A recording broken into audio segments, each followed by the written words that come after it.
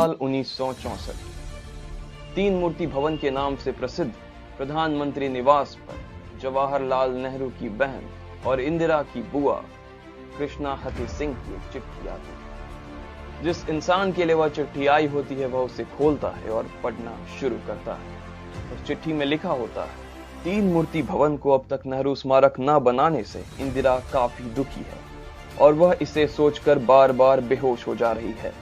उसका कहना है कि नेहरू के बाद प्रधानमंत्री भवन यानी कि तीन मूर्ति भवन को नेहरू स्मारक में बदल दिया जाए, क्योंकि नेहरू जैसा रसूख अब शायद ही कोई प्रधानमंत्री हासिल कर पाए।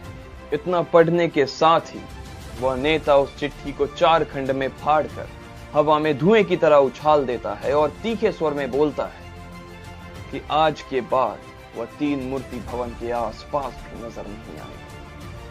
वह नेता था भारत का दूसरा प्रधानमंत्री लाल बहादुर शास्त्री। आज की राजनीतिक रथ राजनीति की ऐसी गलियारों से होकर गुजरेगी जब देश में एक ऐसा प्रधानमंत्री बनता है जो कभी रुपयों की कमी होने के वजह से अपनी बेटी का इलाज नहीं करा पाता है और इस वजह से उसकी बेटी की मृत्यु हो जाती है। एक ऐसा नेता जो यह मानता था कि देश को देश का नेता नहीं बल्कि देश का किसान चलाता है। मेरा नाम सूरज कुमार, आप देख रहे हैं राजनीतिक गलियारे।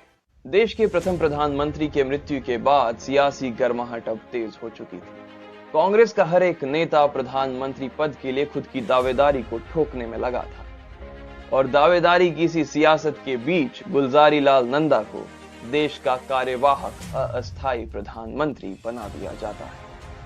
उस वक्त कांग्रेस अध्यक्ष की कुर्सी पर अपनी धाक को जमाए के कामराज के मन में अब एक और विचार आ रहा था। वो विचार नहीं बल्कि एक चुनौती थी।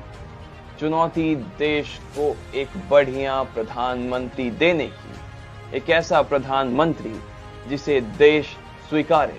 और कहीं ना कहीं के कामराज इस गुत्थी को सुलझा भी चुके थे। उनके मन में एक नाम स्पष्ट रूप से दिख रहा था और वो नाम था लाल बहादुर शास्त्री का। लेकिन यह राह इतनी आसान कहां थी। लाल बहादुर शास्त्री और उनके प्रधानमंत्री कुर्सी के बीच एक व्यक्ति, मोरारजी देसाई नामक एक व्यक्ति आकर चट्टान की तरह खड़ा हो जाता है और शास्त्री को प्रधानमंत्री कुर्सी से दूर रहने की नसीहत तक दे डालता है। उस वक्त के प्रसिद्ध पत्रकार रहे कुलदीप नायर एक बात बताते हैं। वह बताते हैं कि एक दफा जब शास्त्री का संदेश लेकर मोरारजी देसाई के घर जब वह गए थे और उन्होंने बताया था कि शास्त्री चाहते हैं कि देश की बागडोर इंदिरा गांधी या फिर जयप्रकाश नारायण में से कोई एक संभाले। इस पर मोरारजी देसाई बड़े बिफर जाते हैं और बोलते हैं वो जयप्रकाश नारायण एक भ्रमित व्यक्ति है और इंदिरा तो अभी बच्ची है। बहरहाल खैर वो अलग बात है कि यही इंदिरा गांधी वो लड़की थी, वो बच्ची थी जिसने आने वाले दिनों में मोरारजी देसाई को राजनीतिक रेस में कहीं पीछे छोड़ दिया था और प्रधानमंत्री की कुर्सी पर अपना परचम लहराया था। बहरहाल के कामराज के निवास स्थान पर एक बहुत महत्वपूर्ण मीटिंग हुई। मीटिंग प्रधानमंत्री के पद के चुनाव को लेकर, और इसी मीटिंग के दौरान मोरारजी देसाई अपना पासा फेंकते हैं और उस पासा का नाम है उस वक्त के पंजाब के मुख्यमंत्री प्रताप सिंह कैरो। कामराज जब मीटिंग में एक दूसरे से मुखातिब हो रहे थे और लोगों से बात कर रहे थे, उसी दौरान प्रताप सिंह कैरो खड़े होते हैं और उनकी तरफ उंगली दिखाकर बोलते हैं, यह हक आपको किसने दिया कि आप देश का प्रधानमंत्री का चुनाव कर सकें? यह हक केवल कांग्रेस की संसदीय दल को है। इतना सुनने के बाद के कामराज सन्न रह जाते हैं। वह सोचते हैं कि जैसा प्रताप सिंह कैरो कह रहे हैं वैसा करने में ही भलाई है और वह नहीं चाहते थे कि यह बात मीडिया में आए कि कांग्रेस में भी अभी छिड़काव हो रखा है। अगले 3 दिनों तक वह कांग्रेस के अलग अलग प्रदेश के अलग अलग नेता से मिलते हैं और उनका मन टटोलने की कोशिश करते हैं। कांग्रेस की नब्ज को टटोलकर के कामराज अब मोरारजी देसाई के निवास स्थान की ओर रुख करते हैं। मोरारजी देसाई के निवास स्थान पर पहुंचकर के कामराज उनसे मिलते हैं और उनको बताते हैं कि कांग्रेस के ज्यादातर नेता आपको नहीं बल्कि लाल बहादुर शास्त्री को देश का अगला प्रधानमंत्री देखना चाहते हैं। इतना सुनना था कि मुरारजी देसाई बिफर जाते हैं और उठकर बोलते हैं कि तुम कभी नहीं चाहते थे कि मैं इस देश का प्रधानमंत्री बनूं और हर वक्त शास्त्री के पक्षधर बनकर खड़े रहे।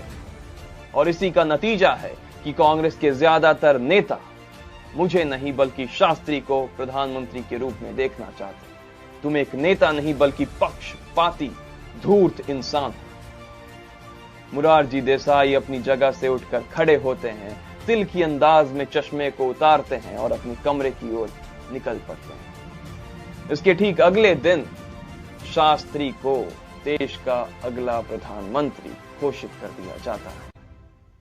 प्रेस कॉन्फ्रेंस के दौरान के कामराज एक ऐसी बात कह जाते हैं जो कांग्रेस की नीति को साफ कर देता है। प्रेस कॉन्फ्रेंस के दौरान के कामराज कहते हैं कि अब कांग्रेस सामूहिक नेतृत्व में भरोसा रखती है। अब कांग्रेस को एक इंसान नहीं चलाएगा बल्कि एक सामूहिक नेतृत्व में हमें कांग्रेस को आगे बढ़ाना है। इस बयान के साथ के कामराज यह साफ कर चुके थे कि वह प्रधानमंत्री को कांग्रेस से ऊपर नहीं रहने देंगे। कांग्रेस पार्टी अब हर वक्त प्रधानमंत्री के पद से ऊपर रहेगी, क्योंकि वह नहीं चाहते थे कि कोई भी प्रधानमंत्री जवाहरलाल नेहरू की तरह कांग्रेस पार्टी के ऊपर रहे। आज के राजनीतिक गलियारों का समापन यहीं पर, लेकिन अभी कहानी बाकी है। इसकी अगली कड़ी में हम देखेंगे कि कैसे भारत ने पाकिस्तानी सेना को गुजरात के कच्छ में पछाड़ा था और इसके ठीक बाद शास्त्री की रहस्यमयी मौत हो गई थी। बहुत बहुत शुक्रिया। Subscribe to our YouTube channel and press the bell icon to get the latest updates.